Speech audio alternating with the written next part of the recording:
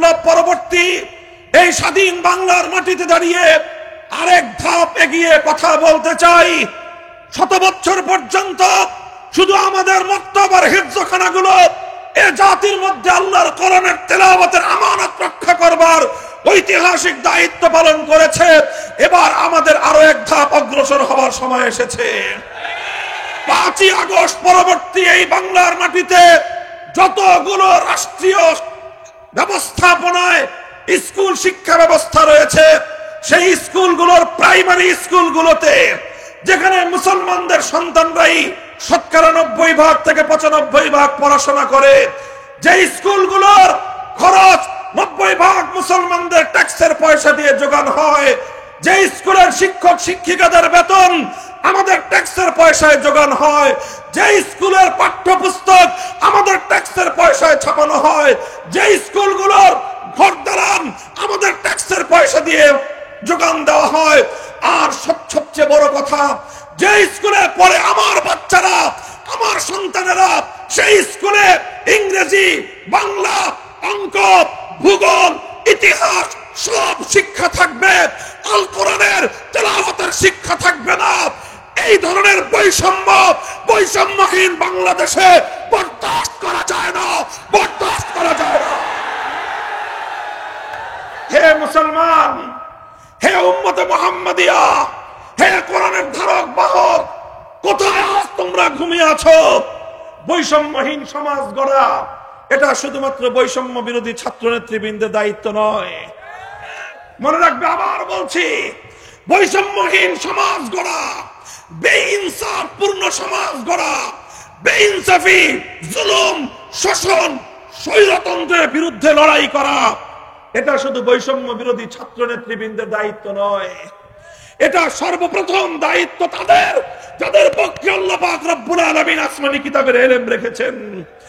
এটা সর্বপ্রথম দায়িত্ব তাদের যাদেরকে আল্লাহ পাক ওয়ারাসাতুল আম্বিয়া, নবীর আম্বিয়াদের ওয়ারিস এবং উত্তরাধিকারের গৌরব এবং মর্যাদা দিয়েছেন। বিসমিল্লাহির রহমানির রহিম। هو الذي بعث في الأميين رسولا منهم يتلو عليهم آياته ويزكيهم ويعلمهم الكتاب والحكمة وإن كانوا من قبل لفي ضلال مبين. بارك الله لنا ولكم في القرآن العظيم ونفعنا وإياكم بالآيات والذكر الحكيم. اللهم صل على محمد وعلى آل محمد كما صليت على إبراهيم وعلى آل إبراهيم إنك حميد مجيد. اللهم بارك على محمد وعلى آل محمد كما باركت على إبراهيم وعلى آل إبراهيم إنك حميد مجيد.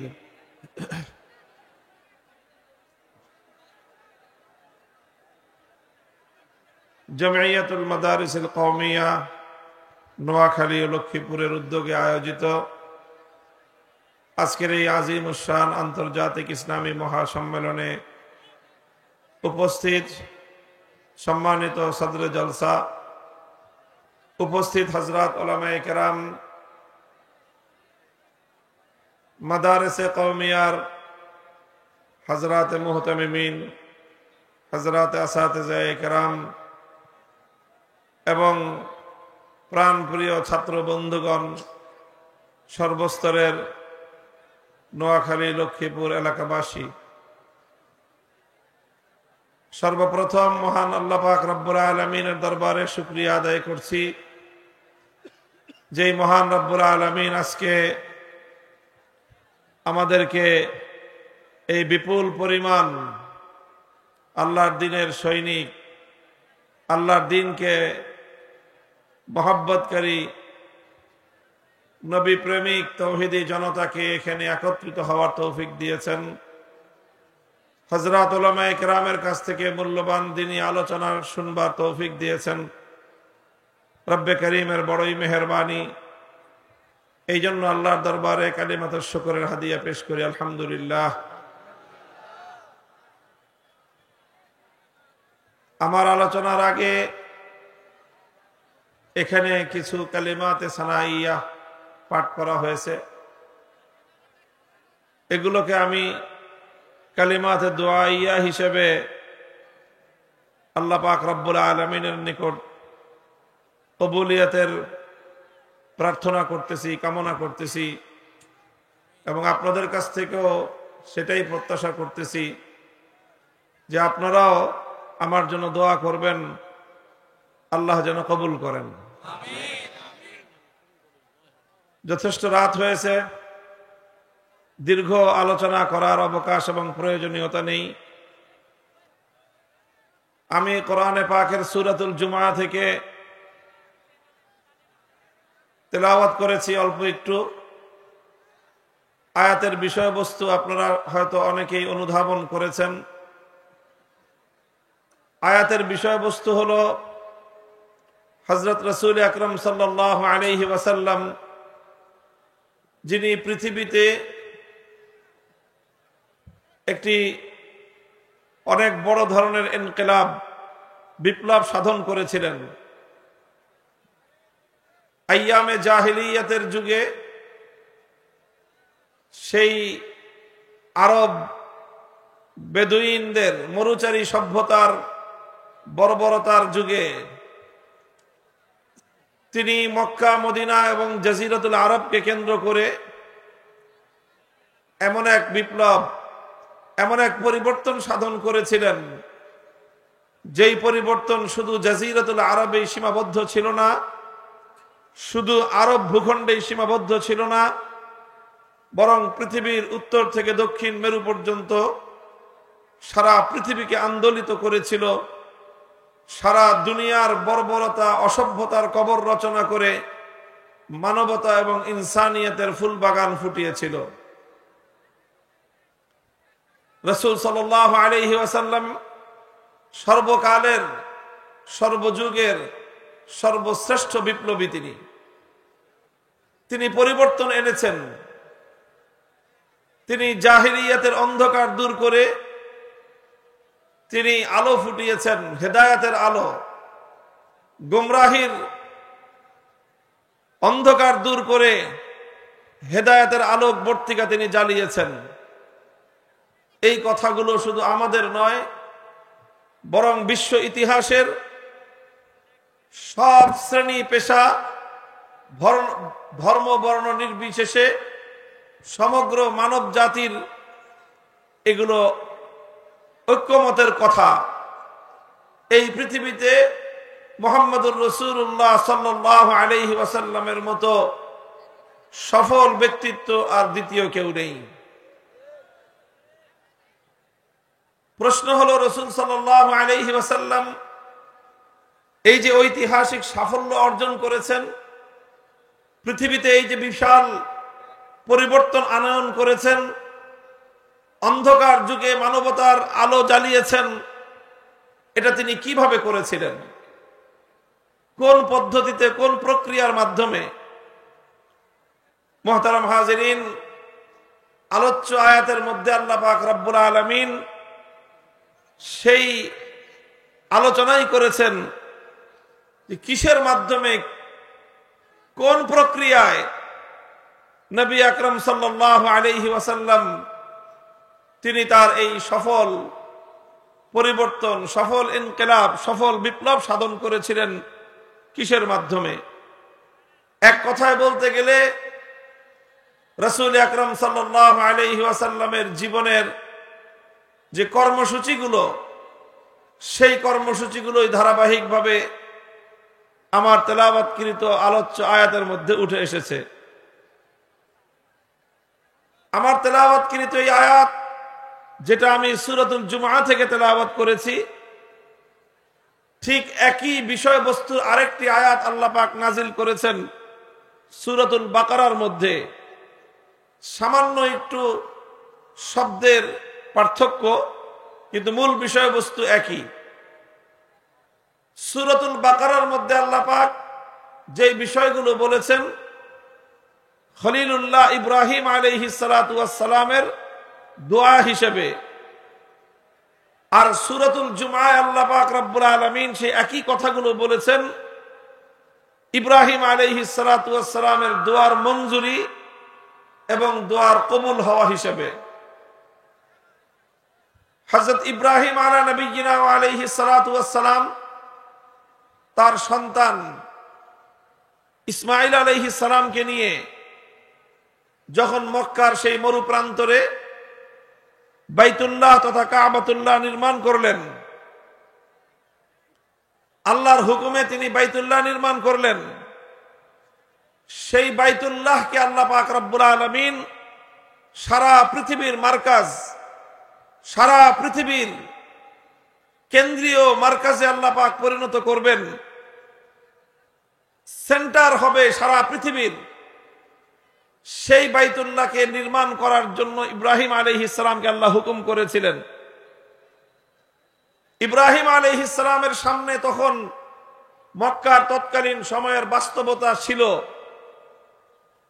যে মক্কা নগরী এমন একটা জায়গা যেখানে শুধুমাত্র পাহাড় আর পাহাড়, চারিদিকে শুধু পাথুরে ভূমি, সেই পাহাড়ের উপত্যকা ছাড়া সেখানে আর কিছুই নাই। এক চিলতে মাটি পর্যন্ত সেই ভূমিতে নাই।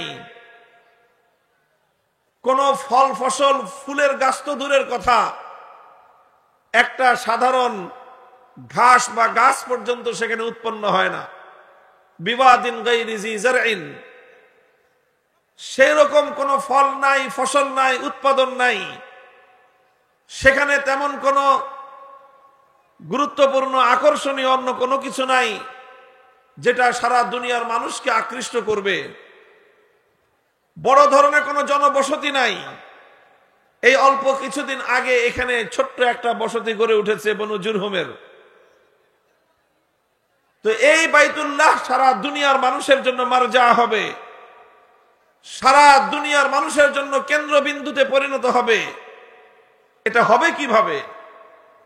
এমনি এমনিতে হওয়া সম্ভব নয়। কোন বিল্ডিং দিয়ে মার্কাজ হয় না, কোন ভবন দিয়ে, কোন দালান কোঠা দিয়ে, কোন ইমারত দিয়ে দুনিয়াতে কোন জিনিসের কেন্দ্র বা মার্কাজ তৈরি হতে পারে না। মার্কাজ হওয়ার জন্য মার্কাজি কর্মসূচির প্রয়োজন হয়, কেন্দ্র হওয়ার জন্য কেন্দ্রীয় কর্মসূচির প্রয়োজন হয়। আর সেই কেন্দ্রীয় কর্মসূচি, মার্কাজি কর্মসূচি, এটা হাওয়া থেকে নেমে আসে না। সেটা সেই কেন্দ্রীয় কর্মসূচির জন্য, মার্কাজি কর্মসূচির জন্য প্রয়োজন হয় একজন মার্কাজি শখসিয়ত, কেন্দ্রীয় ব্যক্তিত্বের প্রয়োজন হয়। এই জন্য ইব্রাহিম আলাইহিস সালাতু ওয়াস সালাম বাইতুল্লাহ শরীফ নির্মাণ করে আল্লাহর কাছে দোয়া করলেন, রব্বানা ওয়াবআস ফীহিম রাসূলাম মিনহুম ইয়াতলু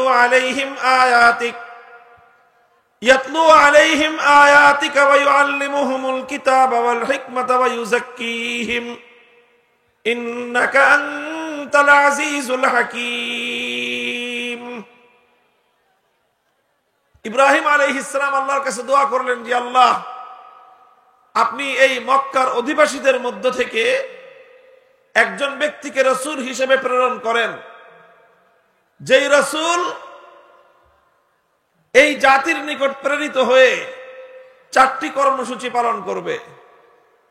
কয় কর্মসূচি? 4টি কর্মসূচি পালন করবে।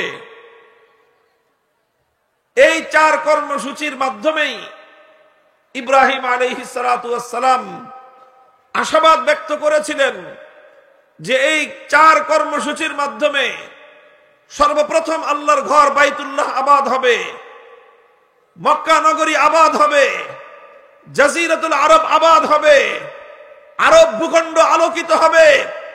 আর তারপর সেই আলো আটলান্টিক মহাসমুদ্রের প্রান্ত থেকে আফ্রিকার মহাজঙ্গল পর্যন্ত বিস্তৃত হবে, সারা দুনিয়া সে আলোয় আলোয় উদ্ভাসিত হয়ে উঠবে। বিস্ময়কর বিষয় হলো, ইব্রাহিম আলাইহিস সালাম একজন রসুলের আগমনের দোয়া করলেন, একজন রসুল প্রেরণ করবার দরখাস্ত করলেন আল্লাহর নিকট, যেই রসুলের কর্মসূচি হবে 4 দফা কর্মসূচি। 6000 বছর পরে আল্লাহ পাক রব্বুল আলামিন ইব্রাহিম আলাইহিস সালাতু ওয়াস সালামের সেই দোয়ার প্রতিশ্রুতি, সেই দোয়ার পরিপ্রেক্ষিতে, সেই দোয়ার ফলস্বরূপ আল্লাহ পাক যখন তার সেই মহান মানব, সেই নবীকে, সেই রসুলকে আল্লাহ প্রেরণ করলেন, তখন সেই রসুলের বৈশিষ্ট্য আর কর্মসূচি হিসেবে আল্লাহ পাক রব্বুল আলামিন সেই রসুলের দায়িত্ব হিসেবে, সেই রসুলের কাজ কি হবে, সেই কাজ বর্ণনা করতে গিয়ে ওই 4 দফা কর্মসূচির কথাই আল্লাহ উল্লেখ করেছেন। 6000 বছর পূর্বে জনমানবহীন এই পাথুরে প্রান্তরে দাঁড়িয়ে খলিলুল্লাহ ইব্রাহিম আলাইহিস সালাতু ওয়াস সালাম আল্লাহর নিকট যেই 4 দফা কর্মসূচির দোয়া করেছিলেন। এই জন্য সূরাতুল বাকারার আয়াত আর সূরাতুল জুমার আয়াতের মধ্যে একটা চমৎকার সাদৃশ্য রয়েছে। আল্লাহ যখন সেই নবীকে পাঠালেন, সেই 4 দফা কর্মসূচির কথাই বললেন, সামান্য একটু অগ্রপশ্চাতের পার্থক্য। সুতরাং এখান থেকে আমরা স্পষ্ট উপলব্ধি করতে পারি যে কেন্দ্রীয় নেতৃত্বের জন্য, বিশ্ব সভ্যতায় আমূল পরিবর্তনের জন্য, অন্ধকার এবং জাহেলিয়াতকে দূরীভূত করে সারা দুনিয়াকে আলোকবর্তিকায় উদ্ভাসিত করতে হলে আজও পর্যন্ত 4 দফা সেই কর্মসূচির কোনো বিকল্প নাই। আজকে সে যুগে আইয়ামে জাহেলিয়াত পরিবর্তন করে রাসূল আকরাম সাল্লাল্লাহু আলাইহি ওয়াসাল্লাম এক মহা সত্যের বিজয় ঘটিয়েছিলেন। আজকে আমরা আওয়ামী জাহেলিয়াতের সময় অতিক্রম করে একটি নতুন সভ্যতা বিনির্মাণের দ্বার প্রান্তে রয়েছি। এই আওয়ামী জাহেলিয়াতের কবর রচনা করে প্রকৃত অর্থেই যদি এ জাতি সফলতা চায়, উন্নতি চায়, প্রকৃত স্বাধীনতার মুক্তি চায়, তাহলে সেই আবার নতুন করে আরেক জাহেলিয়াতের কর্মসূচি দ্বারা এ জাতির মুক্তির কোনো সম্ভাবনা নাই। হে জাতি, যদি মুক্তি চাও, যদি প্রকৃত স্বাধীনতা চাও, যদি নতুন করে আবার উন্নতি চাও, বিশ্ব দরবারে যদি মাথা উঁচু করে আত্মমর্যাদায় বলীয়ান হয়ে মাথা উঁচু করে যদি দাঁড়াতে চাও, আল কোরআনের ঘোষিত বিশ্ব নবীর 4 দফা কর্মসূচি ছাড়া বিকল্প নাই।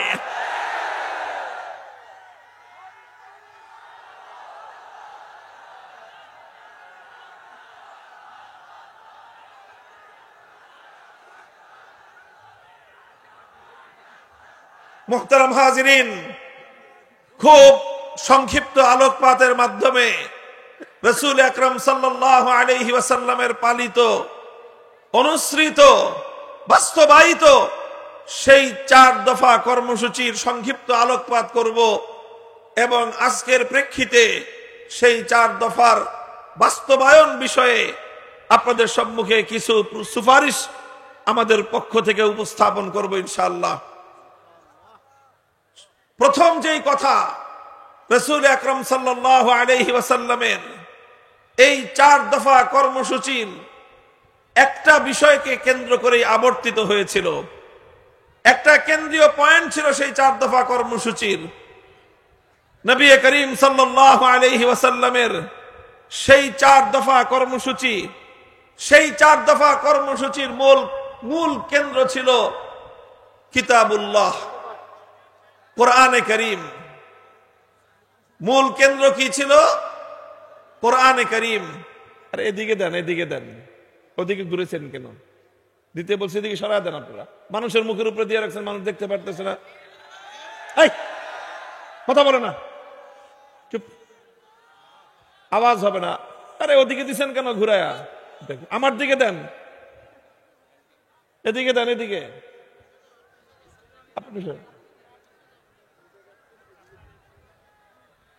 শব্দ করবেন না, শব্দ করবেন না। অনেক মানুষ সবাই একটু একটু করে আওয়াজ করলে বিকট আওয়াজ হয়ে যায়, আলোচনার ধারাবাহিকতা ক্ষুণ্ণ হয়। আপনারা বুঝতে হবে, এটা খুব ভালো করে বুঝবেন।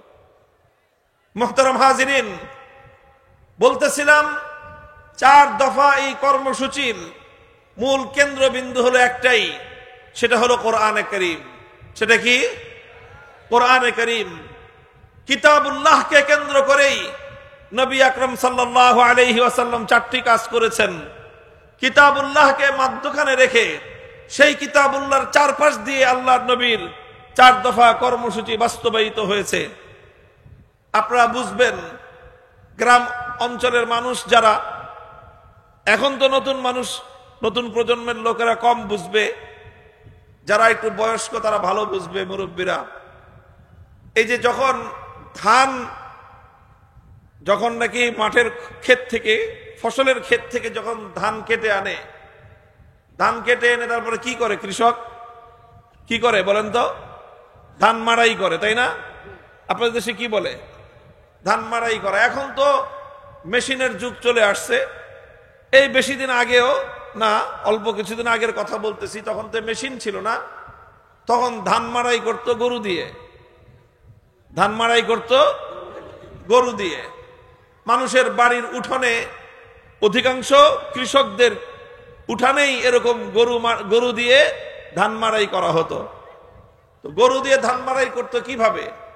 3-4টা গরু একটার সাথে আরেকটা গলা দিয়ে রশি বাঁধত, তারপরে মধ্যখানে একটা খুঁটি গাড়ত, এই খুঁটির সাথে সেই রশিটা বেঁধে দিত, আর এরপরে এই গরু হাঁকায় দাও। এখন গরু যতই দৌড়ায় ওই খুঁটিকে কেন্দ্র করে চারদিকে তাকে ঘুরতে হয়, এর বাইরে যাওয়ার সুযোগ নাই। এইভাবে যেরকম 4টা গরুকে কেন্দ্র করে মধ্যখানের একটা খুঁটি, এই খুঁটিকে কেন্দ্র করে এই গরুগুলো যেরকম ঘুরতে থাকে, আর এই প্রক্রিয়ার মধ্য দিয়ে যেরকম ধান মাড়াই হতে থাকে, তো ওই মধ্যখানের খুঁটিটাকে যেরকম সেন্টারে রেখে সারাদিন চক্কর খায়, ঠিক তদ্রূপ আল্লাহর কোরআনকে মধ্যখানে রেখেই ইসলামের সকল কর্মসূচি আবর্তিত হয়েছে।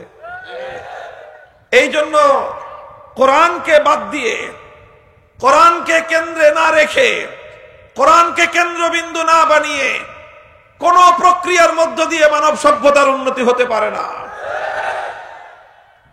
রাসূল আকরাম সাল্লাল্লাহু আলাইহি ওয়াসাল্লাম আল্লাহর কিতাবকে মধ্যখানে রেখে 4 দফা কর্মসূচি বাস্তবায়ন করেছিলেন। 1 নম্বর কর্মসূচি, আল্লাহর কোরআন বলতেছে ধারাবাহিকভাবে, হুয়াল্লাযী বা'আসা ফিল উম্মিয়্যিনা রাসূলাম মিনহুম ইয়াতলু আলাইহিম আয়াতিহি। 1 নম্বর কর্মসূচি ছিল ইয়াতলু আলাইহিম আয়াতিহি, তিলাওয়াতে কিতাবুল্লাহ, উম্মতের সামনে আল্লাহর কিতাব তথা কোরআনে পাকের তেলাওয়াত করা। তেলাওয়াতে কিতাবুল্লাহ, কোরআনের তেলাওয়াত, এটা ছিল রাসূল সাল্লাল্লাহু আলাইহি ওয়াসাল্লামের প্রথম কর্মসূচি। এটা একটা মুস্তাকিল স্বয়ং সম্পন্ন কর্মসূচি। তেলাওয়াতে কিতাবুল্লাহ, বুঝে আসুক বা না আসুক, এর অর্থ এবং মর্ম ব্যাখ্যা কেউ বুঝতে পারুক বা না পারুক, সেগুলো পরের প্রশ্ন। শুধুমাত্র কোরআনের তেলাওয়াত, এটাই ছিল রাসূল সাল্লাল্লাহু আলাইহি ওয়াসাল্লামের সবচেয়ে বুনিয়াদী কর্মসূচি, প্রথম কর্মসূচি। জাহিলিয়াতের কুহেলিকা ভেদ করবার জন্য, জাহিলিয়াতের এই লৌহ প্রাচীরকে ভেঙে গুড়িয়ে দেওয়ার জন্য বিশ্বনবী মুহাম্মদ আরবি সাল্লাল্লাহু আলাইহি ওয়াসাল্লাম জাহিলিয়াতের বর্বরতার অন্ধকারের প্রাচীরের মধ্যে সর্বপ্রথম যে আঘাত এনেছিলেন, সে আঘাত ছিল আল্লাহর কোরআনে পাকের তেলাওয়াতের এই আওয়াজ ধ্বনি। কোরআনের তেলাওয়াতের মধ্যে আল্লাহ পাক রব্বুল আলামিন এই পাওয়ার, এই অ্যাকশন, এই প্রভাব আল্লাহ পাক রব্বুল আলামিন রেখে দিয়েছেন। অনেক মানুষ মনে করতে পারে, বা অনেকে মনে করেও এরকম, যে না বুঝে পড়লে, অনেকে আবার এটাকে একটু ব্যঙ্গাত্মক শব্দে বলে, তোতা পাখির মতো শুধুমাত্র মুখে ঠোঁট নাড়ায় আওড়ায় লাভটা কি? না, কোরআন সম্পর্কে এই কথা সঠিক নয়। এটা একটা বিভ্রান্তিমূলক কথা, এটা একটা মূর্খতাপূর্ণ কথা। কোরআন পৃথিবীর অন্যান্য গ্রন্থের মতো নয়। পৃথিবীর অন্য যে কোনো বিষয়বস্তুর গ্রন্থ, অন্য যে কোনো বিষয়বস্তুর বই পাঠ করলে, অর্থ না বুঝে পাঠ করলে কোনো উপকারিতা নাই।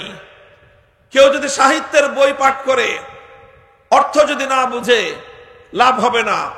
কেউ যদি দর্শন শাস্ত্রের বই পাঠ করে অর্থ না বুঝলে উপকার পাবে না। কেউ যদি বিজ্ঞানের বই পাঠ করে অর্থ মর্ম না বুঝলে সে তার কোনো বৈজ্ঞানিক হতে পারবে না, বিজ্ঞান থেকে কোনো সে উপকৃত হতে পারবে না। কেউ যদি গল্পের বইও পড়ে অর্থ যদি না বুঝে গল্পের মাহাত্ম্য সে বুঝবে না। উপন্যাসের বইও যদি কেউ পড়ে অর্থ না বুঝলে উপন্যাসের চরিত্রগুলোকে সে ধারণ করতে পারবে না। পৃথিবীর অন্য সব বিষয়ের বেলায় এ কথা প্রযোজ্য।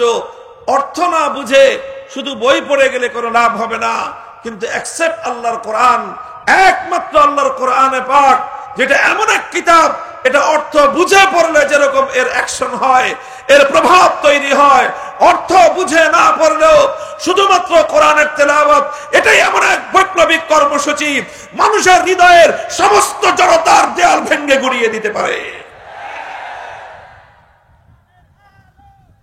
এই জন্য যারা পবিত্র কোরআনে কারীমকে অন্য সাধারণ গ্রন্থের উপর, অন্য সাধারণ পাঠের উপর যারা অনুমান করে বলে যে কোরআন না বুঝে পড়ে কি ফায়দা, কি লাভ, এটা তাদের অজ্ঞতা প্রসূত কথা। কোরআন বুঝতে হবে সেটা ভিন্ন কথা, কোরআনের মর্ম জানতে হবে সেটা ভিন্ন কথা, কিন্তু কোরআনের তেলাওয়াত এটা হলো একটা স্বয়ং সম্পন্ন কর্মসূচি, এবং এটাই হলো রাসূল সাল্লাল্লাহু আলাইহি ওয়াসাল্লামের প্রথম এবং বুনিয়াদী কর্মসূচি।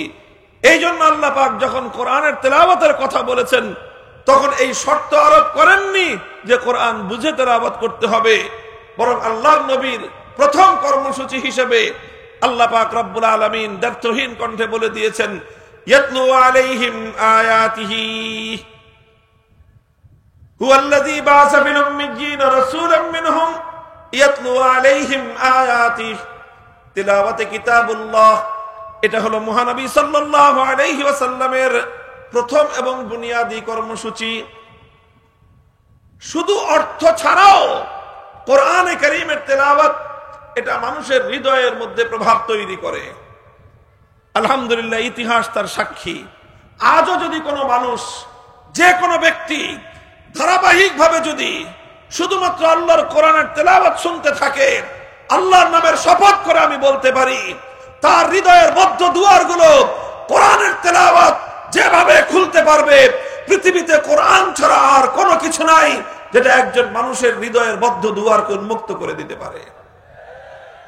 সিরাতের কিতাব, ইতিহাসের কিতাব, সিয়ারুস সাহাবা, সাহাবায়ে কেরামের ইতিহাসের কিতাবের মধ্যে লেখা হয়, আবু বকর সিদ্দিক রাদিয়াল্লাহু তাআলা আনহুর জীবনীতে লেখা হয়, বুখারী শরীফ সহ বিভিন্ন হাদিসের কিতাবের মধ্যে এই ওয়াকিয়া এবং এই ঘটনার বর্ণনা রয়েছে।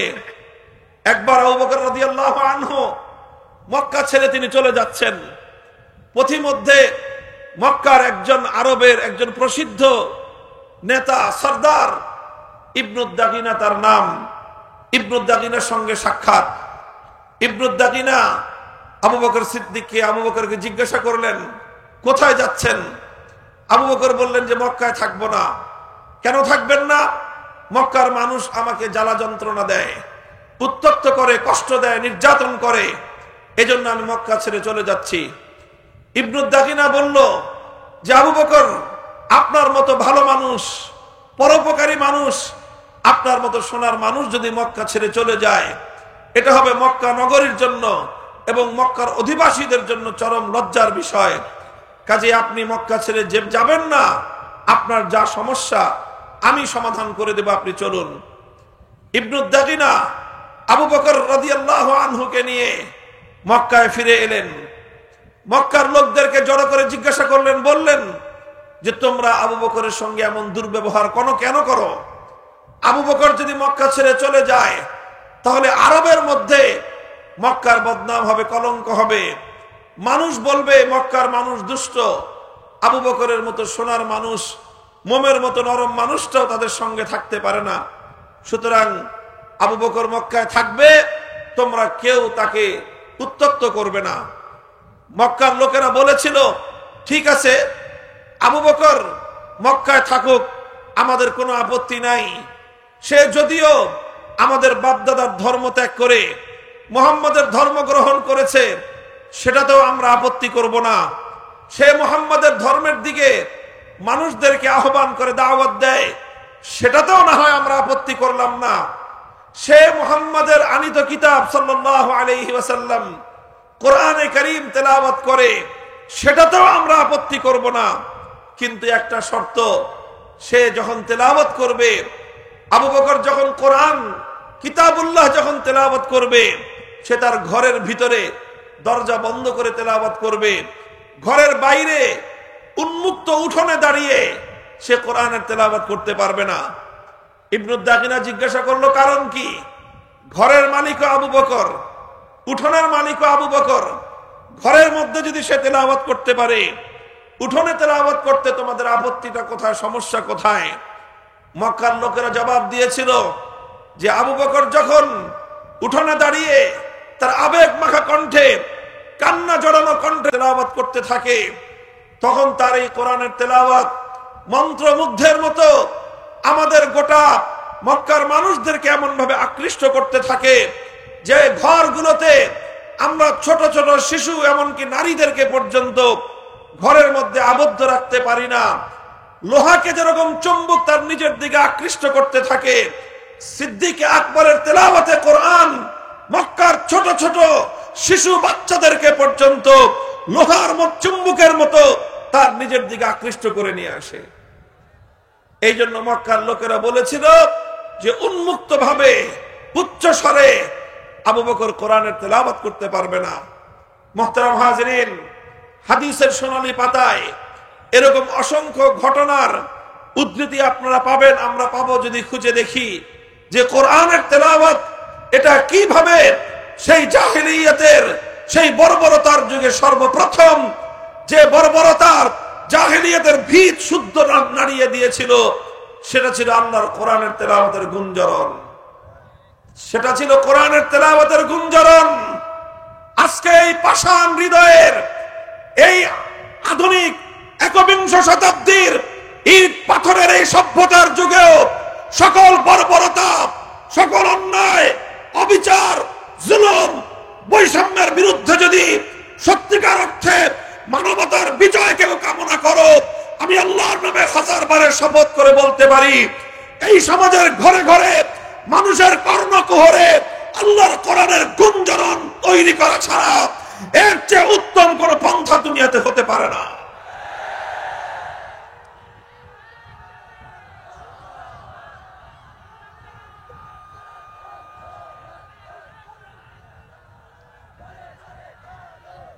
আলহামদুলিল্লাহ, নবী আকরাম সাল্লাল্লাহু আলাইহি ওয়াসাল্লামের সেই কর্মসূচি তেলাওয়াতে কিতাবুল্লাহ আজ আমাদের সমাজে আছে, টিকে আছে, সীমিত পরিসরে হলেও টিকে আছে। সেটা টিকে আছে আমাদের এই মাদারেসে কওমিয়ার মক্তব এবং হেফজখানাগুলোর মাধ্যমে। এই মক্তব এবং হেফজখানাগুলো থেকে মুসলমানদের সন্তানদেরকে আল্লাহর কোরআনের বিশুদ্ধ তেলাওয়াত, শুধু তেলাওয়াত শুদ্ধ করে তাদেরকে শিক্ষা দেওয়া হয়। আর আমাদের এই সোনার সন্তানেরা, কচিকাঁচা বাচ্চারা কোরআনের তেলাওয়াত নিয়ে মুসলিম সমাজের ঘরে ঘরে, মুসলিম সমাজের পাড়ায় পাড়ায়, মুসলিম সমাজের মহল্লায় মহল্লায় তারা আল্লাহর কোরআনের তেলাওয়াতের যে গুঞ্জরণ তুলে, সেই গুঞ্জরণের কারণে আজ আল্লাহর এই জমিনে কোন জাহিলিয়াতের দাঁত গায়ে বসতে পারে নাই। এজন্য তারা বারবার চেষ্টা করে কোরআনের তেলাওয়াতের এই দুর্গগুলোকে উপড়ে ফেলতে। তারা এই মক্তব হেফজখানাগুলোর উপর নানা রকম বৈষম্যের নীতি চাপিয়ে এই মেহনতের ধারাকে বন্ধ করে দিতে চায়। এটা চেয়েছিল ব্রিটিশ সাম্রাজ্যবাদী শক্তি, এটা চেয়েছে সমস্ত জাহেলিয়াতের ধারক বাহক শক্তিগুলো নানা কৌশলে, নানা ষড়যন্ত্রের মধ্য দিয়ে মক্তব, হিফজ, কোরআনের এই শিক্ষা ব্যবস্থাকে সংকুচিত করে দেওয়ার পায়তারা চালিয়েছে। কথা বলেন ঠিক না বেঠিক? মনে রাখতে হবে, এটা আল্লাহর কোরআনের সবচেয়ে বুনিয়াদী মারকাজ, মক্তব হিফজখানা, আল্লাহর কোরআনের সবচেয়ে বুনিয়াদী দুর্গ। এ দুর্গ যদি ধসে পড়ে উম্মার অস্তিত্ব বিলুপ্ত হয়ে যাবে। এই জন্য শপথ নিতে হবে প্রতিটি মুসলমানের, প্রত্যেকটি ইমানদারের, যেভাবে একটি দুর্গে আশ্রয় গ্রহণকারী এক একজন সৈনিক দুর্গের দেয়াল রক্ষা করার জন্য জীবনপণ লড়াই করতে থাকে। হে বাংলার উম্মত, উম্মতে মুসলিমার সদস্যরা, উম্মতে মুহাম্মাদিয়ার সদস্যরা, আমাদেরকে শপথ নিতে হবে, কোরআনী প্রতিষ্ঠানের উপর যদি কেউ কোনো আঘাত করবার চেষ্টা করে, হামলা করবার চেষ্টা করে, সংকুচিত করবার চেষ্টা করে, জীবনের বিপদ বিনিময় হলেও গোটা জাতি ঐক্যবদ্ধভাবে সেই ষড়যন্ত্রে রুখে দাঁড়াতে হবে।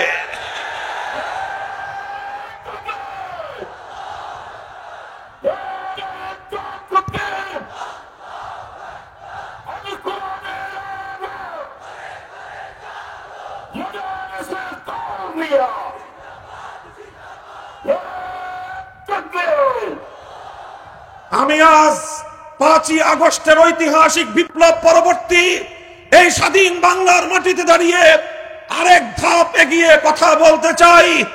100 বছর পর্যন্ত শুধু আমাদের মক্তব আর হিফজখানাগুলো এ জাতির মধ্যে আল্লাহর কোরআনের তেলাওয়াতের আমানত রক্ষা করবার ঐতিহাসিক দায়িত্ব পালন করেছে। এবার আমাদের আরো এক ধাপ অগ্রসর হওয়ার সময় এসেছে। 5ই আগস্ট পরবর্তী এই বাংলার মাটিতে যতগুলো রাষ্ট্রীয় ব্যবস্থাপনায় স্কুল শিক্ষা ব্যবস্থা রয়েছে, সেই স্কুলগুলোর প্রাইমারি স্কুলগুলোতে যেখানে মুসলমানদের সন্তানরাই 90% থেকে 95% পড়াশোনা করে, যে স্কুলগুলোর খরচ 90% মুসলমানদের ট্যাক্সের পয়সা দিয়ে যোগান হয়, যে স্কুলের শিক্ষক শিক্ষিকাদের বেতন আমাদের ট্যাক্সের পয়সায় যোগান হয়, যে স্কুলের পাঠ্যপুস্তক আমাদের ট্যাক্সের পয়সায় ছাপানো হয়, যে স্কুলগুলোর ঘর দালান আমাদের ট্যাক্সের পয়সা দিয়ে যোগান দেওয়া হয়, আর সবচেয়ে বড় কথা, যে স্কুলে পড়ে আমার বাচ্চারা, আমার সন্তানেরা, সেই স্কুলে ইংরেজি, বাংলা, অঙ্ক, ভূগোল, ইতিহাস সব শিক্ষা থাকবে, আল কোরআনের তেলাওয়াতের শিক্ষা থাকবে না। এই ধরনের বৈষম্যহীন বাংলাদেশে বরদাস্ত করা যায় না, বরদাস্ত করা যায় না।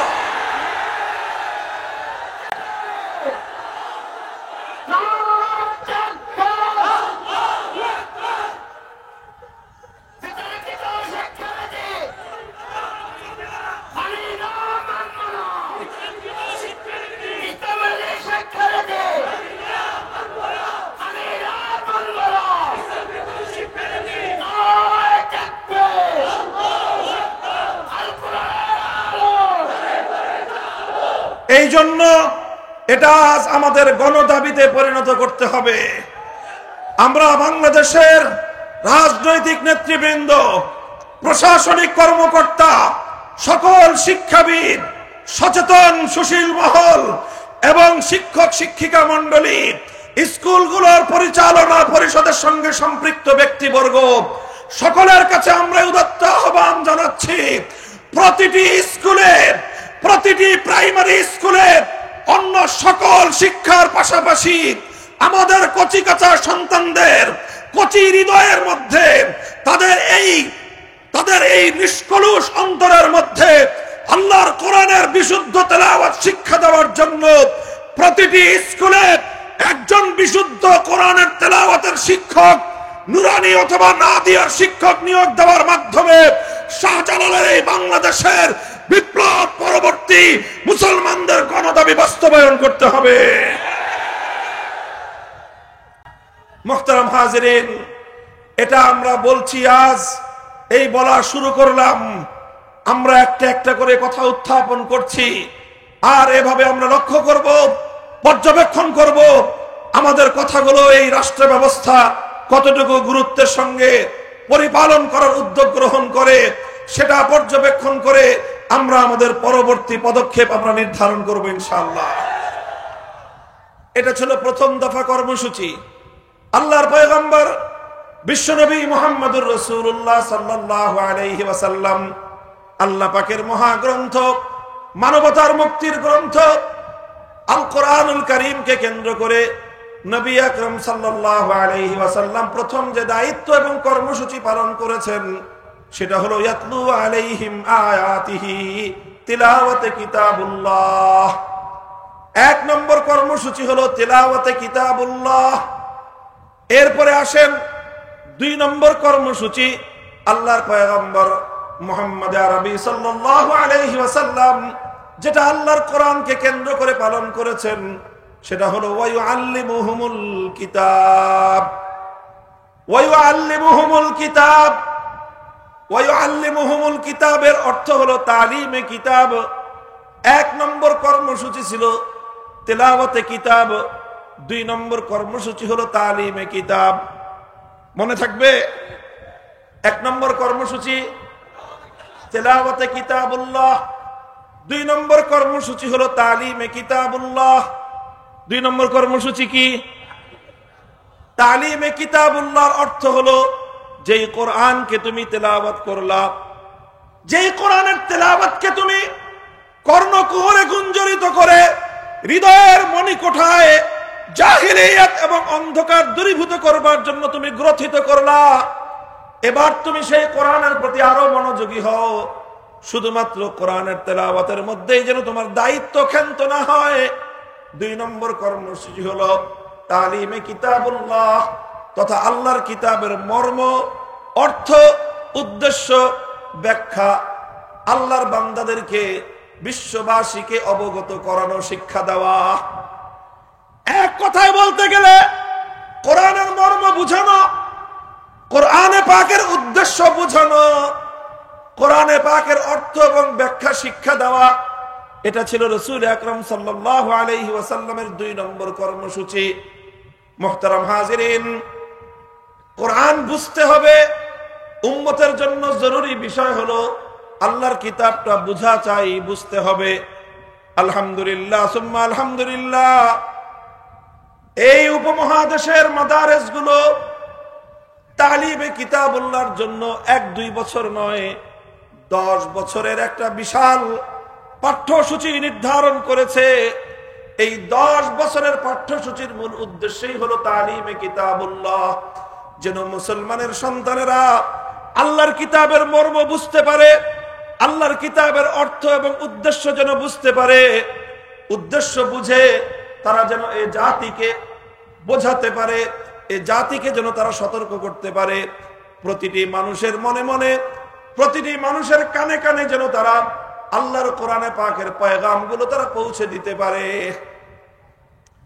মক্তবের 2 বছর, হেফজখানার 3 বছর, 5 বছরের সিলেবাস তেলাওয়াতে কিতাবুল্লাহর জন্য।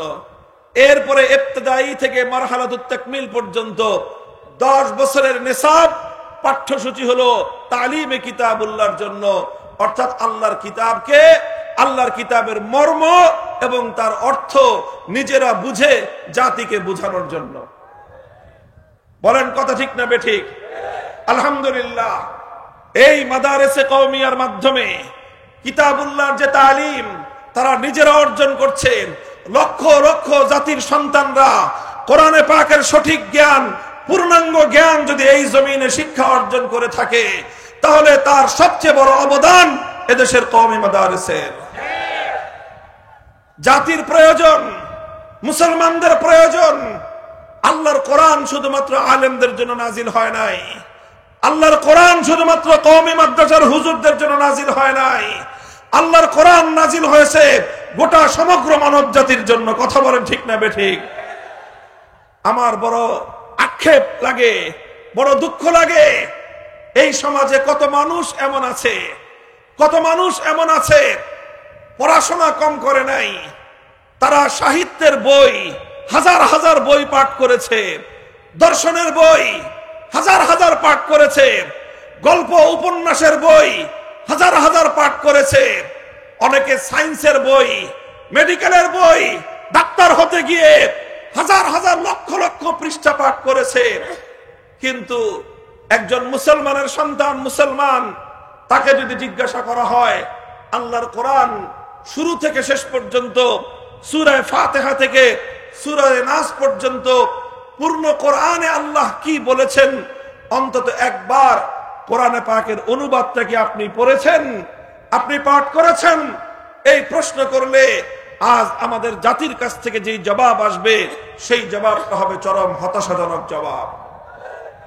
অথচ উলামায়ে কেরাম চেষ্টা করছেন তাফসীরুল কোরআন মাহফিলগুলোর মাধ্যমে উলামায়ে উম্মত জাতির কাছে কোরআনের মর্ম পৌঁছানোর চেষ্টা করছেন। উলামায়ে উম্মত তাফসীরুল কোরআন লিখে লিখে মানুষের কাছে কোরআনের তাফসীর পৌঁছানোর চেষ্টা করছেন।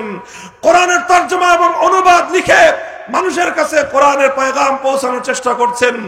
এভাবে আজও পর্যন্ত আলেম সমাজ আল্লাহর পয়গম্বরের দ্বিতীয় দফা কর্মসূচি তালিমে কিতাবকে বাস্তবায়ন করে চলেছেন। কথা বলেন ঠিক না বেঠিক? এই জন্য তালিমে কিতাব এটা একটা জরুরি কর্মসূচি। এটা ছিল রাসূল সাল্লাল্লাহু আলাইহি ওয়াসাল্লামের দ্বিতীয় দফা কর্মসূচি। তিলাওয়াতে কিতাবুল্লাহ, সেটা শুধু তেলাওয়াত, এটা একটা পূর্ণাঙ্গ কর্মসূচি। আর কোরআনের মর্ম বুঝা এবং বুঝানো, এটা আরেকটা পূর্ণাঙ্গ কর্মসূচি। আসেন, আমি কথা লম্বা করতেছি না, দুই দফার আলোচনা শেষ, তৃতীয় দফা কর্মসূচি, এটা একটু গভীর মনোযোগ দিয়ে বুঝবার জিনিস। তৃতীয় দফা কর্মসূচি কি? ওয়ায়ুআল্লিমুহুমুল কিতাব ওয়াল হিকমাহ। আল হিকমাহ মাফউলে সানি, ইউআল্লিমুহুম আল কিতাব ওয়াল হিকমাহ আসলে মাফউলে সালিস। তালিম এটা মুতাআদ্দি ইলা মাফউলাইন। আল্লাহ পাক রব্বুল আলামিন তাদেরকে শিক্ষা দিয়েছেন। মাফউলে সানি হলো আল কিতাব, আল কিতাবের উপর আতফ হয়েছে আল হিকমাহ, তার অর্থ হলো তালিমে হিকমত। এক কথায় বলতে গেলে তালিমে হিকমত। তালিমে হিকমত কি বললাম? সবাই বলেন কি বললাম? তালিমে হিকমত।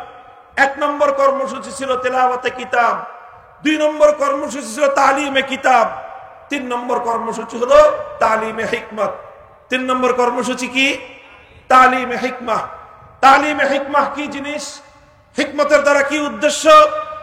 মুফাসসিরিন ইকরামগণ হিকমতের অনেক ব্যাখ্যা করেছেন। মারিফুল কোরআনের মধ্যে আল্লামা মুফতি শফি রহমতুল্লাহি আলাইহি হিকমতের সবচেয়ে অগ্রগণ্য এবং সবচেয়ে তাৎপর্যময় যে ব্যাখ্যাটা করেছেন, সেটা হলো তালিমে হিকমতের অর্থ হলো আল্লাহর নবী কোরআনে পাক শুধু তেলাওয়াত করে দায়িত্ব ক্ষান্ত করেননি, তেলাওয়াতের পরে তিনি কোরআনের মর্ম বুঝিয়েছেন, ব্যাখ্যা বুঝিয়েছেন। এটা ছিল তালিমে কিতাব। আল্লাহর নবী শুধুমাত্র কোরআনের মর্ম, কোরআনে পাকের ব্যাখ্যা শুধু বলে বলে মানুষকে বুঝিয়ে দিয়ে দায়িত্ব ক্ষান্ত করেন নাই, বরং কোরআনের ব্যাখ্যা বুঝানোর পর, কোরআনের মর্ম ব্যাখ্যা করার পরে আল্লাহর নবীর তিন নম্বর দায়িত্ব হলো তালিমে হিকমত। তালিমে হিকমতের অর্থ হলো যেই আয়াত তেলাওয়াত করলা, কোরআনের যে অংশ তুমি ব্যাখ্যা করে মর্ম বুঝালা, এবার তিন নম্বর দায়িত্ব হলো কোরআনে পাকের সেই আয়াতের অর্থ, সেই আয়াতের বিধান, সেই আয়াতের যে কথা, সেই বিধানটাকে কার্যে পরিণত করার মাধ্যমে আমলি ভাবে উম্মতকে দেখিয়ে শিক্ষা দেওয়া, এটার নামে হলো তালিমে হিকমত। অর্থাৎ এক কথায় বলতে গেলে কোরআনে পাকের প্র্যাকটিক্যাল করা। যারা জেনারেল শিক্ষার শিক্ষার্থী বা জেনারেল শিক্ষার সাথে পরিচিত, তারা খুব ভালো করে জানেন জেনারেল শিক্ষায় অনেক সাবজেক্ট এমন আছে যেগুলো শুধুমাত্র বই পড়ার মাধ্যমে, লেকচার শোনার মাধ্যমে সেই পড়াশোনাগুলো আয়ত্ত করা যায় না, বরং লেকচার শোনার পর সেটাকে আয়ত্ত করতে হলে প্র্যাকটিক্যাল করতে হয়। প্রত্যেকটা মেডিকেল কলেজে প্রত্যেকটা ক্লাসরুমের সাথে একটা করে প্র্যাকটিক্যাল ল্যাবরেটরি থাকে। সেখানে শিক্ষার্থীরা প্রথমে শিক্ষকদের কাছ থেকে বই পড়ে, লেকচার শুনে, বক্তব্য শুনেই তারা ডাক্তার হতে পারে না, বরং যে বিষয়টা বইয়ের মধ্যে পড়ানো হলো, লেকচারের মধ্যে যে বক্তব্যটা তাদেরকে শোনানো হলো, সেটাকে পরিপূর্ণ বোঝানোর জন্য ল্যাবরেটরিতে নিয়ে তাদেরকে প্র্যাকটিক্যাল দেখানো হয়। প্রত্যেকটা মেডিকেলে ল্যাবরেটরি থাকে, মানব দেহের মাথা থেকে পা পর্যন্ত প্রত্যেকটা অঙ্গ প্রত্যঙ্গের নমুনা থাকে। তখন শিক্ষকরা ছাত্রদেরকে তার প্র্যাকটিক্যাল নমুনা দেখায় দেখায় মানব দেহ সম্পর্কে, মানব দেহের চিকিৎসা সম্পর্কে পূর্ণাঙ্গ শিক্ষা তারা দান করেন। ঠিক তেমনি ভাবে আল্লাহর কোরআনে পাক এটা যতটা না থিওরিটিক্যাল গ্রন্থ, তার চেয়ে বেশি কোরআনে পাক এটা হলো একটা প্র্যাকটিক্যাল গ্রন্থ। কোরআনে পাক এটা কি? একটা প্র্যাকটিক্যাল গ্রন্থ। কোরআন শুধুমাত্র তেলাওয়াত শুনে আর শুধুমাত্র তাফসীর এবং ব্যাখ্যা শুনে আল কোরআনকে পরিপূর্ণ কেউ অনুধাবন করতে পারবে না। কোরআনকে অনুধাবন করতে হলে, কোরআনকে উপলব্ধি করতে হলে, কোরআনের হক আদায় করতে হলে, কোরআনের মর্ম এবং কোরআনের ব্যাখ্যা শুনবার পর যে জিনিসটা জরুরি সেটা হলো প্র্যাকটিক্যাল ভাবে কোরআনের এক একটা জিনিসের আমল এটা লক্ষ্য করতে হবে, শিক্ষা অর্জন করতে হবে। এটাই হলো তালিমে হিকমত। রাসূল আকরাম সাল্লাল্লাহু আলাইহি ওয়াসাল্লাম কোরআনে পাক সম্পর্কে ৩ নম্বর দায়িত্বটা পালন করেছেন। উদাহরণস্বরূপ আল্লাহর কোরআনে আয়াত নাজিল হলো আকিমুস সালাত, আল্লাহর নবী আকিমুস সালাত তেলাওয়াত করলেন, ১ নম্বর দায়িত্ব পালন হলো। এরপরে সালাতের অর্থ বুঝালেন যে সালাত কাকে বলা হয়, সালাত ইবাদতটা কেমন ভাবে আদায় করতে হয়। আল্লাহর নবী সেটা সাহাবীদেরকে, উম্মতকে ব্যাখ্যা করে বুঝিয়ে দিলেন। এটা হলো তালিমে কিতাব। ব্যাখ্যা করে বুঝিয়ে দিয়েই তাদেরকে সালাতের শিক্ষা শেষ করতে পারেন নাই। এরপরে আল্লাহর নবী যেটা করেছেন, মসজিদে নববীর মিম্বারের উপরে আল্লাহর নবী উঠেছেন, মিম্বারের উপরে উঠে 2 রাকাত নামাজ আদায় করেছেন। এরপরে সাহাবায়ে কেরামকে বলেছেন, সাল্লু কামা রাআইতুমুনি উসাল্লি, আমি ঠিক যেভাবে নামাজ পড়লাম, আমি ঠিক যেভাবে সালাত আদায় করলাম, আমার এই নামাজ দেখে দেখে তোমরা কোরআনে পাকের এই বিধান, নামাজের বিধানকে তোমরা এভাবে বাস্তবায়ন করবা। আল্লাহর নবী এটা বলেন নাই যে আমি যেভাবে বলেছি সেভাবে কোরআন তেলাওয়াত তোমরা নামাজ পড়বে। এটাও বলেন নাই আমার কাছ থেকে তোমরা যেভাবে শুনেছো সেভাবে নামাজ পড়বে। আল্লাহর নবী কি বলেছেন? তোমরা আমাকে যেভাবে নামাজ পড়তে দেখেছো সেভাবে তোমরা নামাজ আদায় করবে। মুহতারাম হাজিরিন, এটাই হলো তালিমে হিকমত। আকিমুস সালাহ তেলাওয়াত হলো, এটা হলো তেলাওয়াতে কিতাব। সালাতের অর্থ কি, ইকামতের অর্থ কি বুঝিয়ে দিলেন, এটা হলো তালিমে কিতাব। এরপরে হলো সালাত বাস্তবায়ন করে আল্লাহর নবী প্র্যাকটিক্যাল বাস্তব আমলি নমুনা তাদেরকে দেখায় দিলেন, এটাই হলো তালিমে হিকমত। মুহতারাম হাজিরিন, শুধুমাত্র নামাজের বিধান নয়, শুধু ইবাদতের বিধান নয়, রাসূল আকরাম সাল্লাল্লাহু আলাইহি ওয়াসাল্লাম কোরআনে পাকের প্রত্যেকটা বিধান এভাবে প্র্যাকটিক্যাল বাস্তবায়ন করেই উম্মতের কাছে তিনি তার দায়িত্ব পালন করেছেন। হে ওয়ারাসাতুল আম্বিয়া, হে উম্মতের মধ্যে নবীর উত্তরাধিকারীরা, আজ আমরা যারা শুধুমাত্র তেলাওয়াতে কিতাব আর তালিমে কিতাবের মাধ্যমে দায়িত্ব ক্ষান্ত মনে করছি, আমাদের আরেকটা বিষয় উপলব্ধি করার বাকি রয়েছে। সেটা হলো আল্লাহর কোরআনের যেই বিধানগুলো বাস্তবায়ন না করলে কোরআনের সেই বিধানগুলোর হক আদায় হয় না, দাবি আদায় হয় না। সেই আয়াতগুলোর, কোরআনের সেই বিধানগুলো একটা একটা করে সমাজে, ব্যক্তি জীবনে, পরিবার জীবনে, সমাজ জীবনে বাস্তবায়ন করা, এটাও উম্মতের ঐতিহাসিক জিম্মাদারি। এই জিম্মাদারি আদায় না করলে তালিমে হিকমতের দায়িত্ব ক্ষান্ত হবে না। আমি দৃষ্টান্ত দিলাম এতক্ষণ পর্যন্ত নামাজের দ্বারা। এবার আরেকটা দৃষ্টান্ত শুনেন। আল্লাহর কোরআনে আয়াত নাযিল হয়েছে, আস-সারিকু ওয়াস-সারিকাতু ফাকতাউ আইদিয়াহুমা জাযাআন বিমা কাসাবা নাকালাম মিনাল্লাহ ওয়াল্লাহু আজিজুন হাকীম। আল্লাহর নবী কোরআনের তেলাওয়াত করলেন, 1 নম্বর দায়িত্ব আদায় হলো। এরপরে আস-সারিকু ওয়াস-সারিকাতু, চোর যদি চুরি করে, নারী হোক বা পুরুষ হোক, সেই চুরির অর্থ কি, সেই চুরির মর্ম কি, সেটা আল্লাহর নবী বুঝিয়ে দিলেন। সংরক্ষিত স্থান থেকে কমপক্ষে 10 দিরহাম মূল্যমানের কোন সম্পদ যদি কোনো ব্যক্তি মালিকের অনুমতি ছাড়া তার অগোচরে যদি সংরক্ষিত জায়গা থেকে 10 দিরহামের মূল্যবান কোন সম্পত্তি কেউ নিয়ে নেয়, এটাকে ইসলামের পরিভাষায় বলা হবে চুরি। আর এই ধরনের চুরি করবার পর যদি এই চুরির অপরাধ আদালতের সামনে, বিচারকের সামনে যথাযথ সাক্ষীর মাধ্যমে প্রমাণিত হয়, সেক্ষেত্রে আল্লাহর কোরআনের বিধান হলো ফাক্তাউ আইদিয়াহুমা, চোর নারী হোক বা পুরুষ হোক, অপরাধ প্রমাণিত হওয়ার সঙ্গে সঙ্গে তার হাত কেটে ফেলতে হবে। কোরআনের এই আয়াত আল্লাহর নবী তেলাওয়াত করে দায়িত্ব ক্ষান্ত করেন নাই, শুধুমাত্র অর্থ ব্যাখ্যা করে নবী তার দায়িত্ব ক্ষান্ত করেন নাই, বরং যখনই আল্লাহর জমিনে চুরির মতো অপরাধ সংগঠিত হয়েছে, আল্লাহর পয়গম্বরের ভূমিকা তখন কি ছিল? বুখারী শরীফের হাদিসের কিতাব উল্টান। আল্লাহর নবী যখন মক্কা বিজয় করলেন, মক্কা বিজয়ের পরের দিন পবিত্র মক্কা নগরীতে চুরির ঘটনা ঘটল। একজন মানুষ চুরি করলো, চুরি করেছে, ধরা পড়লো। ধরা পড়ার পর দেখা গেল যে চুরি করেছে সে একজন মহিলা মানুষ, সাধারণ কোন মহিলা নয়, সম্ভ্রান্ত বংশের একজন মহিলা। নাম হলো তার ফাতেমা। এই ফাতেমা হলো বনু মখজুম গোত্রের ফাতেমা মখজুমিয়া।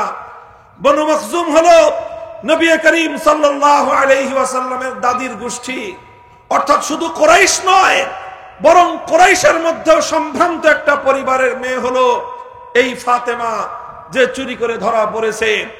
ফাফাজিয়া কওমুহা ইলা উসামা ইবনে যায়েদ, তখন ফাতেমার সম্প্রদায় কুরাইশ বনু মখজুম তারা দুশ্চিন্তায় পড়ে গেল। এখন যদি কোরআনের বিধান বাস্তবায়িত হয়, এই মেয়েটার হাত কাটা যাবে, হাত কাটা যাবে একটা মেয়ের, নাক কাটা যাবে গোটা বংশের।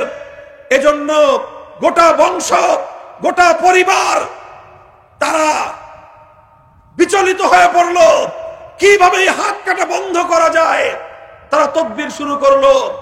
উসামা ইবনে যায়েদ, যাকে আল্লাহর নবী অত্যন্ত বেশি ভালোবাসতেন, সম্পর্কে নবীজির নাতি পালক পুত্র যায়েদ ইবনে হারেসার ছেলে উসামা ইবনে যায়েদ, সেই বনু মখজুম গোত্রের লোকজন উসামা ইবনে যায়েদকে গিয়ে তদবির করার জন্য, সুপারিশ করার জন্য বলল। উসামা তাদের পক্ষ থেকে আল্লাহর নবীর কাছে গিয়ে সুপারিশ করলো।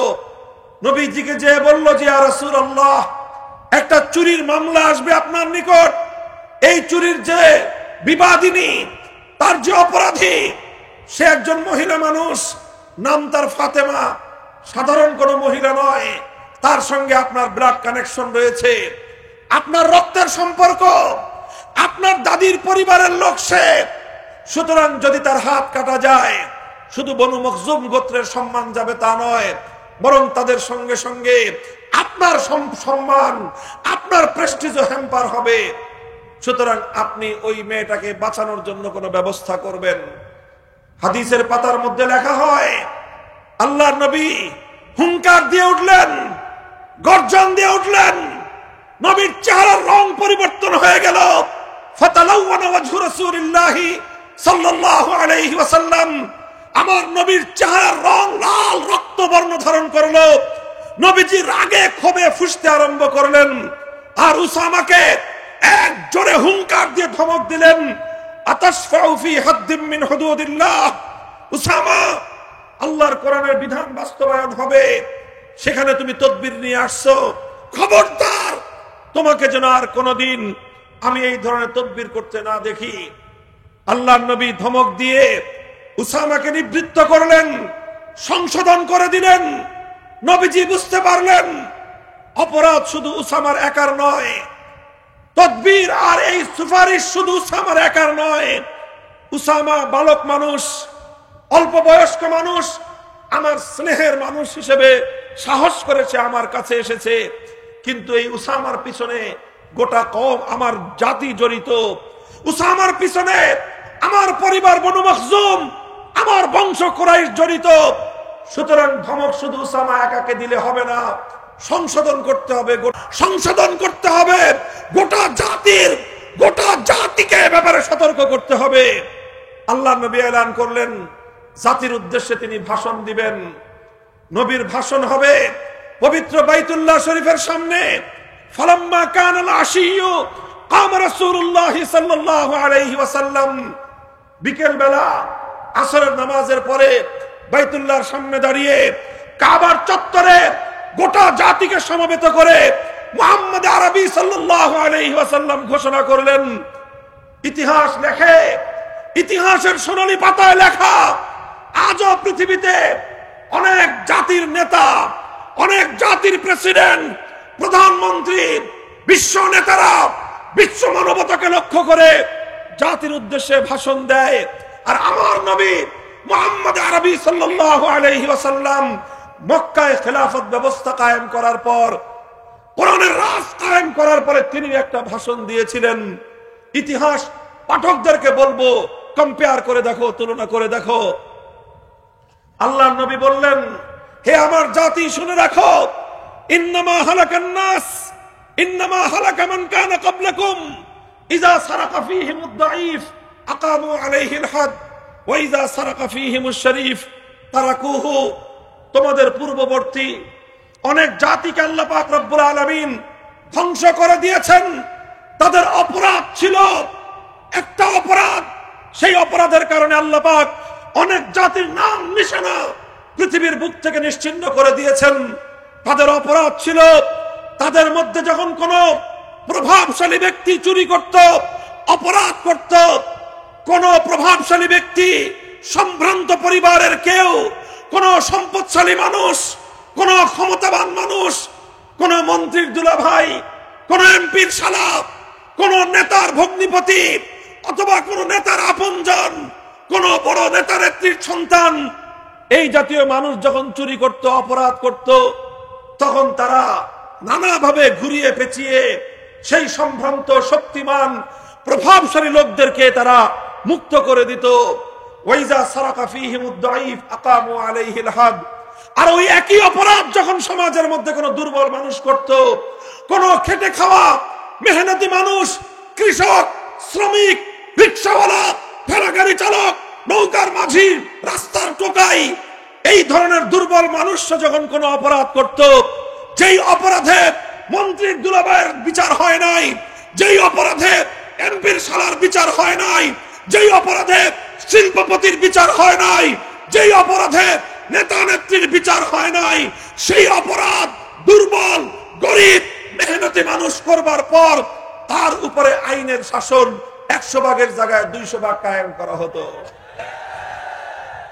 আল্লাহর নবী বললেন, যখন সমাজের মধ্যে বৈষম্য তৈরি হয়, যখন সমাজে বৈষম্য তৈরি হয়, একই অপরাধ করার পরে একজনের বিচার হয় না, আর একজন বছরের পর বছর কারাগারের অন্ধকার প্রকোষ্ঠে দিন গুজরান করে। যখন একই অপরাধ করবার কারণে সরকারি দলের লোকদের বিচার হয় না, বিরোধী দলের লোকজন যুগের পর যুগ তাদেরকে কারাগারের অন্ধকার প্রকোষ্ঠে সাজা কাটতে হয়। একই অপরাধ করলে প্রধানমন্ত্রীর সন্তানের বিচার হয় না, বিরোধী নেত্রীর সন্তানের বিচার হয়। এই যখন সমাজের মধ্যে বৈষম্য তৈরি হয়, সমাজে যখন বৈষম্য তৈরি হয়, আল্লাহর রাসূল বলতেছেন, হালাকান নাস, এই বৈষম্য এমন এক অপরাধ, এই বৈষম্য যেই সমাজে কায়েম হয়, যেই সমাজে বৈষম্য দেখা দেয়, আল্লাহ পাক রব্বুল আলামিন সেই সমাজকে ধ্বংস করে দেন। মুহতারাম হাজিরিন, সুতরাং আল্লাহর নবীর পরে যেই কথাটা বললেন, সে কথা যদি হাদিসের কিতাবে, সহিহ হাদিসে বর্ণিত না থাকতো, বুখারীর হাদিসে যদি বর্ণিত না থাকতো, মুখে উচ্চারণ করতে আমরা সাহস পেতাম না। আল্লাহর নবী বললেন, ওয়াল্লাহ লাউ আন্না ফাতিমাতা বিনত মুহাম্মাদিন সারাকাত লাকাতাতু ইয়াদাহা। আমি আল্লাহর নামের শপথ করে বলছি, আমার দাদির গোষ্ঠীর, আমার রক্তের সম্পর্কের, আমার বংশের ফাতেমা নয়, আজ যদি আমি নবী মুহাম্মদুর রাসূলুল্লাহর কলিজার টুকরা, এই পৃথিবীতে আমার সবচেয়ে আদরের দুলালী, আমার সবচেয়ে প্রিয়তম, আমার আদরের কন্যা ফাতেমা বিনতে মুহাম্মদ যদি আজকে চুরি করে ধরা পড়তো, আল্লাহর কসম খেয়ে বলি, আল্লাহর কোরআনের বিধান বাস্তবায়ন করতে গিয়ে আমি তার হাত কেটে দিতাম, এতটুকু দ্বিধা আমি করতাম না।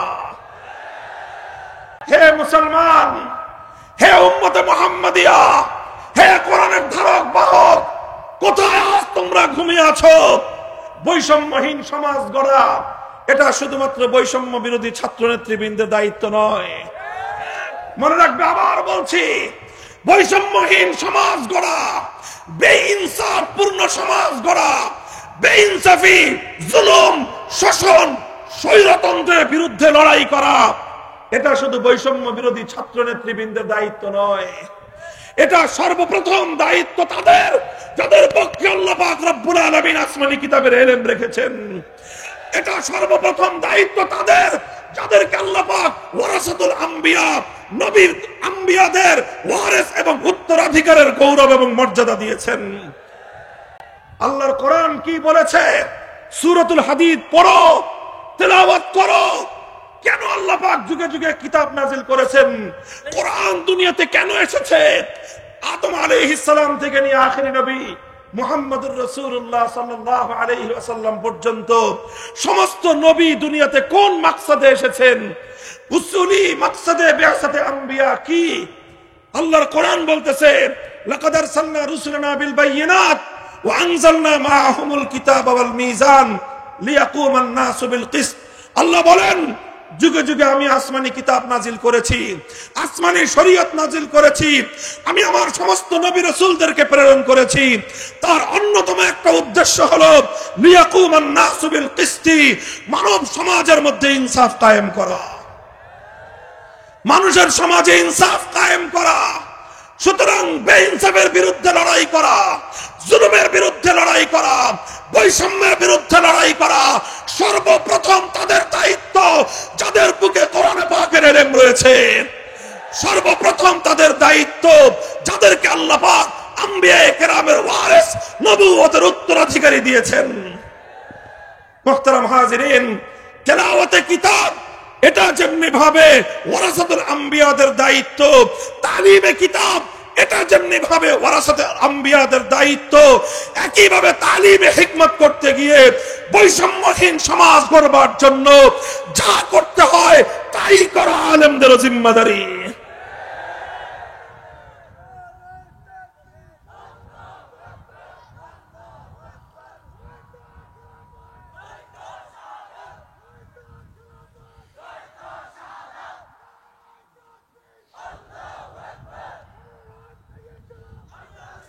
আমরা এই কথাগুলো যখন বলতে যাই, আমাদের কাছ থেকে এক শ্রেণীর মানুষ শুধুমাত্র ওয়াজ আর নসিহত, শুধুমাত্র আমলের নসিহত শুনতে চায়। আমাদের কাছ থেকে কিছু মানুষ শুধুমাত্র নামাজ রোজার ইবাদতের বয়ান শুনতে চায়। আমরা যখনই বৈষম্যের বিরুদ্ধে কথা বলি, আমরা যখন জুলুমের বিরুদ্ধে কথা বলি, আমরা যখন অন্যায় এবং অবিচারের বিরুদ্ধে কথা বলি, আমরা যখন জাতির স্বার্থ নিয়ে কথা বলি, তখনই আমাদের কণ্ঠ স্তব্ধ করে দেওয়ার জন্য পাশ্চাত্যের দালাল শক্তি, ইসলাম বিরোধী শক্তি তখন আমাদের কণ্ঠ চেপে ধরবার চেষ্টা করে। সেই আগল ভাঙার সময় এসেছে, সেই জড়তা ভাঙার সময় এসেছে। আগামী দিনে আমরা কথা বলবো, শুধু কথা বলবো না, বৈষম্যহীন একটি সমাজ গড়বার জন্য যদি যুদ্ধ করতে হয় যুদ্ধ করব, লড়তে হলে লড়াই করব। আমরা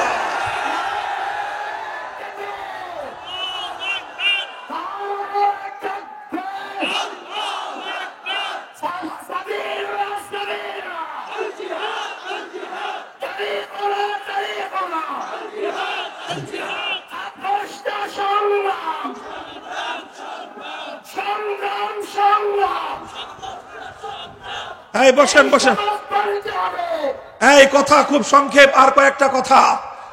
এই যে তালিমে হিকমত সমাজের মধ্যে আজ তালিমে হিকমতের মেহনত আছে, দাওয়াত এবং তাবলীগের মাধ্যমে তালিমে হিকমতের কিছু বিষয়, ইসলামের কিছু প্র্যাকটিক্যাল বিষয় দাওয়াত এবং তাবলীগের মেহনতের মাধ্যমে আসে না নাই? এই জন্য দাওয়াত এবং তাবলীগকে বলা হয় চলতা ফিরতা মাদ্রাসা। এখানে শুধুমাত্র থিওরি শেখানো হয় না, এখানে রাত দিন 24 ঘন্টা একজন মুমিনের জিন্দেগির আমলি প্র্যাকটিস করানো হয়। এটাই হলো তালিমে হিকমত। তালিমে হিকমতের আরেকটা প্ল্যাটফর্ম হলো দাওয়াতুল হক। এখানেও মানুষকে কোরআনে পাকের প্রত্যেকটা বিষয়ের উপর আল্লাহর পয়গম্বরের জিন্দেগি থেকে প্র্যাকটিক্যাল আমলি নমুনা শেখানো হয়। কথা বলেন ঠিক না বেঠিক? এরপরের কথাটা কানটা খাড়া করে একটু শুনেন।